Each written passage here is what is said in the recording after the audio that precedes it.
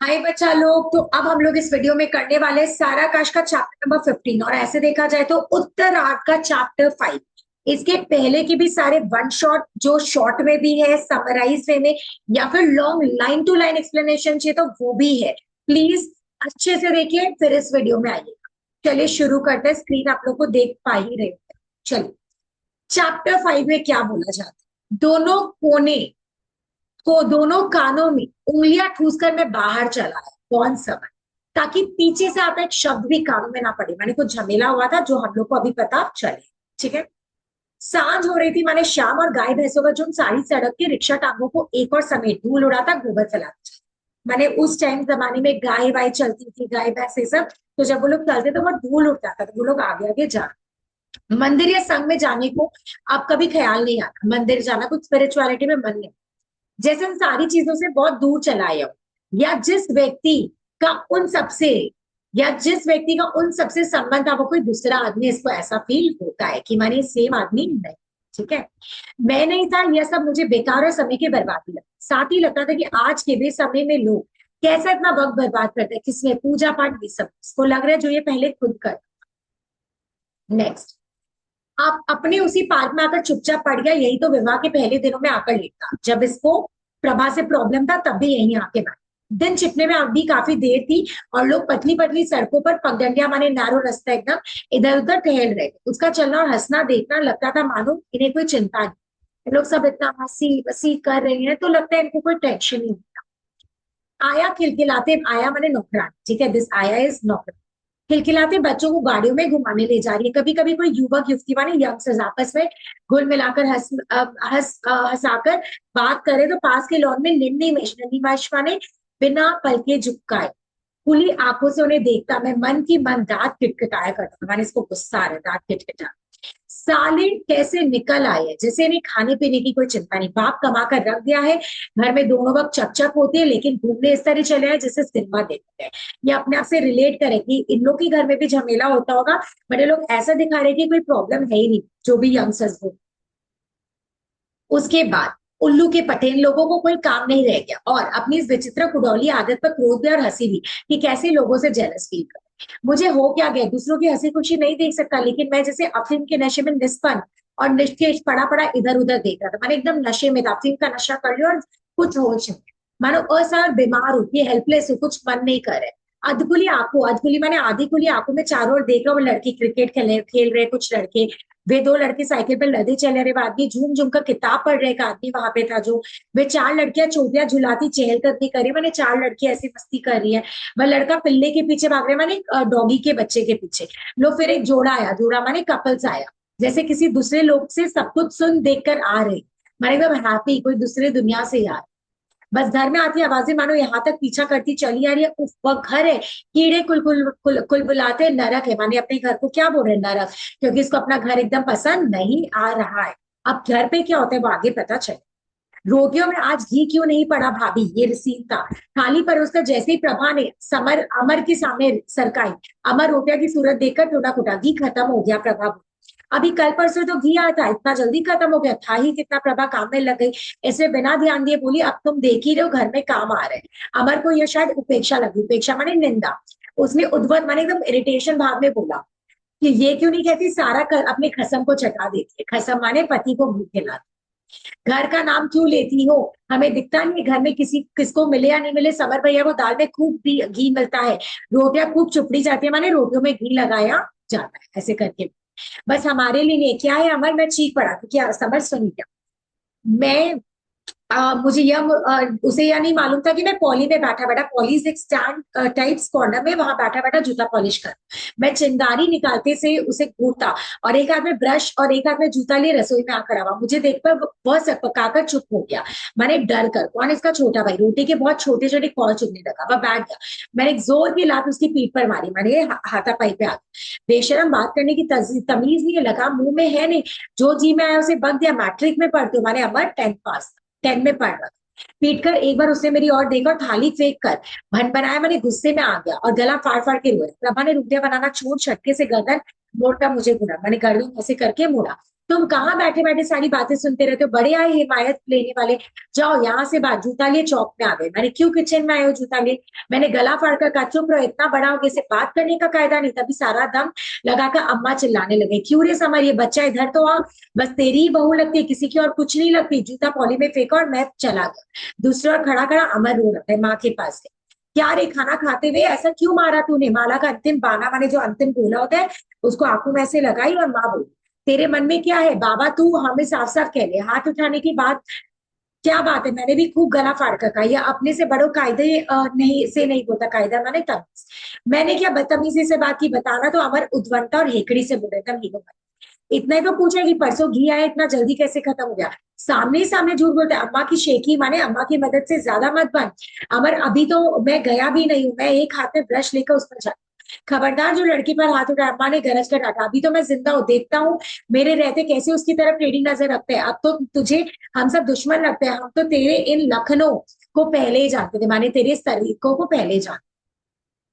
देख कोई उस काले सिर वाली को, मानी समर की पत्नी को गाली दे रहे, भाई पर उठा रहे, और मैं पूछती हूँ तुझे शर्म नहीं आ रहा है, तू उसे शर्म की सीख दे रहे, किस मुंह से यहाँ सब कह रहे। अच्छा तो बोलने लगा मानी बीवी से बात करने लगा, अपनी फुलंदे रानी से, मैंने ऐसे कौन करे, तूने तो सारा आसमान सिर पे उठा लिया।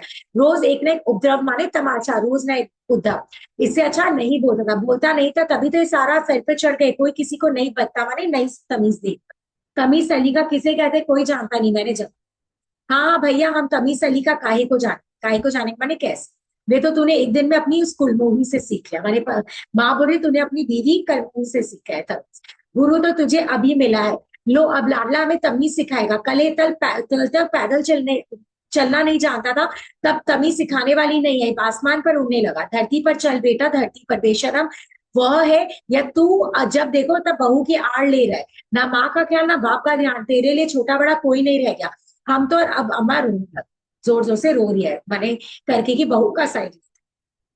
तुम तो कुछ सोचो मत, और अगर दूसरा सोचे तो बहू की आड़ हो गई। अब महीने हो गए, ख्याल है किसी को खाती क्या है सोती क्या है।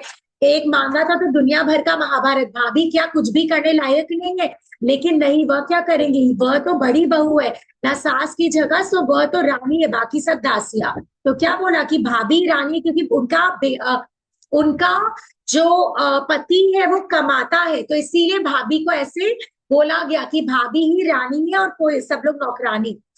दासी व काहे को, दासी तो हमें जिंदगी भर ठेक ठेक कर खिलाया, अब और खिलाएंगे, माने दासी वो थोड़ी, हम लोग दासी है, ठेक ठेक कर खिलाया और अब और खिलाएंगे। ठीक है आगे देखो बच्चा, ऐसे बोला जाए। फिर उसके बाद just a minute, just 1 minute. पहले एक को खिलाए, दो दो को खिलाएंगे, मैंने पहले तुझे खिला रहा, तेरी बीवी को भी खिलाएंगे, रोटी बच्चों को जबरदस्ती खाट पर पटका, भाभी भी मूर्छे पे बनाती हुई वे सीधे चौके में पहुंचे और प्रभा को जबरदस्ती पटरे माने पाटे से खींचते हुए, हटो भाई तुम्हें तकलीफ हो रही है, मैं बना तो रही हूं मैं, ऐसे बोली प्रभा। प्रभा रुआसे और खुशामद बोली, लेकिन भाभी ने हाथों का प्रचंड शक्ति से उसे उठा दिया। उन्होंने प्रभा की सूखी माने एकदम कमजोर शरीर को ऐसे उठाया और रख दिए जैसे धम धम से एकदम खसकर, और बेलन से रोटी बना। प्रभा की आंखों में पानी आ गया, बस तब बैठी कुछ देर यूं ही देखती रही, फिर चिमटा उठाकर आधी सेकी रोटियों को सेक रही। कमाने का नाम तो अभी और पढ़ेंगे, अभी और पढ़ेंगे, अम्मा बड़बड़ा रही कि अभी कमाने का ध्यान करना चाहिए, बट बोल तो अभी और पढ़ेंगे। भाभी ने झटके से चिमटा प्रभा के हाथ से खींच लिया और मुंह फुलाई, फूली हुई रोटियों की सारी ताकत से दांत पीस पीस कर चकले पर मारने लगी। 2-4 मिनट चुपचाप बैठने के बाद जब प्रभा की समझ में नहीं आया कि क्या करे, तो वह अपराधिनी की तरह धीरे से उठी और उनकी रोती हुई बच्ची को संभाली। भाभी उसे क्रोध में यूं ही पटक रही थी, वह गला फाड़ फाड़ के रो रही थी। कौन, भाभी की बेटी। प्रभा उसे उठाकर बाहों में हिला रही थी, रोटी बेलते बेलते ना जाने भाभी को पता चल गया। सब छोड़ के वह धम धम करके प्रभा के पास और बच्ची को ऐसे जबरदस्ती छीनी और बोली, रहने दो भगवानी, तुम छोड़ दो, जरा सा रो लेगी, इतने रोने से क्या होगा, अगर इसकी किस्मत में रोना है तो रोने दो, मर जाएगी ज्यादा से ज्यादा, पर तुम्हारी आत्मा को तो संतोष होगा। तब से बैठी बैठी आंख में गड़े, माने मेरी बेटी तुम सबको लगा। प्रभा को लगा कि सारे कांड की जिम्मेदारी उस पर डाल दी गई है। इस अप्रत्याशित स्थिति में वह रोती सी बोली, जेठानी जी मैंने तो कुछ नहीं कहा, मुझे तुम ये सब क्यों कह रही हो। वह बच्ची को ना देने का हक करी थी जिद, और खींचातानी में बच्ची हो गई। मैं हक्का बक्का खड़ा है सारी स्थिति को देख रहा हूँ, लगा मेरी स्थिति अब केवल एक दर्शक है, मैंने देखने ही हो गया। मैंने डांट कर कहा, उसे दे क्यों नहीं देती प्रभा, मैंने बच्ची को दे दो, क्यों पक फिर जैसे जान छुड़ाकर बाहर भागते हुए बोला, या तो कुछ मत कहो और कुछ कहो तो सब बनाएंगे, मैंने चिल्लाया। प्रभा से बच्ची छीनकर भाभी ने फिर उसे काट पर पटका, खाट पर पटका माने बेड पर, और फिर चौक में चली आई। जाते जाते इतना मेरे सामने हो चुका था, पता नहीं बाद में क्या हुआ। जानता था कि प्रभा को किसी तरह के तूफान का सामना करना पड़ा होगा। मेरा दिमाग तो एकदम सुन्न हो गया कि ये क्या हुआ घर, और इसलिए वो पार्क में गई। घर की सारी स्थिति की याद से पार्क में लेट लेट कर मेरा सर दस नस चटकने लगा, मैंने दर्द कर। अचानक कहीं बहुत पास, ये पैरा सुनना, बंदूक चलने जैसी गगन भेदी आवाज आई। गगन भेदी माने आसमान को चूमने जैसी। इस बुरी तरह उछल पड़ा मानो मुझे निशाना बनाकर किसी ने बंदूक चले, ऐसा लगा। लगा जैसे कोई माने जैसे मैं सो रहा तो मैं बंदूक चलाई। इधर उधर देखा, पार्क के एक सिरे से कुछ आदमी किसी को घेरे खड़े थे।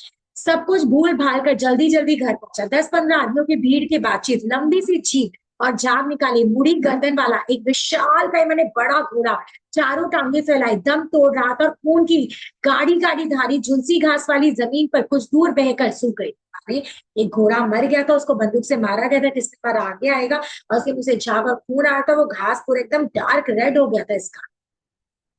आगे देखो, बहकर सूख गई थी। घोड़े के सामने वाले टांगों के ऊपर के पट्टे पुट्टे में बड़ा सा छेद बना था। पुट्टा माने मसल, बहुत बड़ा छेद था। वहां से खून के कुछ सफेद सफेद तरल पदार्थ माने लिक्विड निकल रहा था पाइप पर। पास ही खाकी पैंट और सफेद कमीज पहने एक सज्जन बड़े बड़े रुमाल से आंखों से बहुत आंसू पोंछ रहे थे। तो एक अच्छा आंसू इंसान क्या कर रहा था कि बहुत आंसू पोंछ रहा था, ठीक है, ठीक से। एक हाथ में जमीन पर टिकी बंदूक पकड़ रखी थी, लगा खड़े खड़े रोए रहे। मैंने एक साहब से पूछा, क्यों भाई, यह क्या हो गया? उसने अफसोस से बताया, दारोगा जी माने पुलिस का घोड़ा है, इसे ये बहुत प्यार करते हैं, बहुत दिनों से बीमार था, ठीक ही नहीं हो रहा था, सो मार दिया। सोचो, इतना प्यार करते हैं कि उसका तकलीफ नहीं देखा गया, इसलिए मार दिया। वो अच्छा प्यार करते हैं, बीमार था सो मार दिया, जिंदगी भर सवारी की, और अब जब बीमार हो गया तो मार दिया। एक दिन यूं ही बुढ़े बाप को भी मार दो। मैंने घृणा और गुस्से से कहा, किसने समझ, और भी जाने क्या क्या कहता। तभी उस आदमी ने तिरस्कार से बोला, और जब बाकी सारी जिंदगी तड़पता रहता तब, अब एक मिनट की तकलीफ हुई बेचारा को और दुख से छटपा माने छुटकारा मिल गया। किसी से कर देखा जाता है, किसी से नहीं। इसमें मेरा स्टडी मटेरियल में बहुत बढ़िया आंसर और एक क्वेश्चन आता है, प्लीज उसको देखकर जाना बच्चा। मैं चुप होकर खिसखिसाया, सवाल लौट है। अलग जाकर मैंने अपने टस माथे पर दोनों 2-3 बार मारा। मैंने ऐसे ऐसे, मेरे दिमाग को आखिर क्या हो गया, जरा सी बात समझ में आती, बिल्कुल ठीक ही तो बोल रहे, दारोगा जी ने क्या गलती की? उसी तरह जो उस दिन शिरीष की बातें मेरी समझ में नहीं है, बेचारा बिल्कुल ठीक ही तो बता रहा था, मेरा ही दिमाग कूद गया, माने बंद हो गया।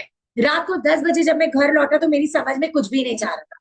लगा सिर में यो गोबर भरा है, कुछ है ही नहीं, बस माथे का जोर का दर्द होता। घर में बिल्कुल सन्नाटा, सब लोग सो चुके थे, किवाड़ भिड़े थे, मैंने बंद थे। भाई साहब या बाबूजी अभी तक बाहर से नहीं आए। मैं चुपचाप ऊपर छत पर चला गया। अप्रैल बीत चुका था, सब लोग ऊपर छतों पर ही सोते थे। अपनी कोठरी में आकर बिना कपड़े उतारे ही मैं एक बिस्तरे पर जा पड़ा। भीतर गर्मी और उमस थी, आंखों में नींद का नामो निशान नहीं था। हमारे अप्रैल मंथ गर्मी, और यूजुअली छत पे सब सोते हैं, बस वही सूनी आंखों से वो छत को देख रहा। तभी ना जाने किधर से प्रभा मेरे पास आकर बैठी, डरते डरते पूछी, खाना नहीं खाओगे? मैं, मुझे उसका चेहरा दिखाई नहीं दे रहा था, भीतर से एक क्षीण के लिए आशंकित था, मैंने डरा हुआ था। बिना कोई भाव हिले डुले बोला, नहीं। तुमने खाया? नहीं। उसने एक्सक्यूज मी, उसने मेरे माथे पर हथेली रखा, और मैं सहसा प्रभा की गोद में मुंह गड़ाकर फफक कर, प्रभा प्रभा बताओ, हम क्या करें, हम कहाँ चले जाए? ऐसे बोलकर ये लोग एकदम टॉर्चर्ड फील कर रहे हैं, और ऐसे ये लोग अब रोने लग गया। ये दारोगा जी वाला पोर्शन है, बहुत इंपॉर्टेंट, आप प्लीज देख कर जाना। नेक्स्ट वीडियो में मिलते हैं बच्चा, थैंक यू सो मच।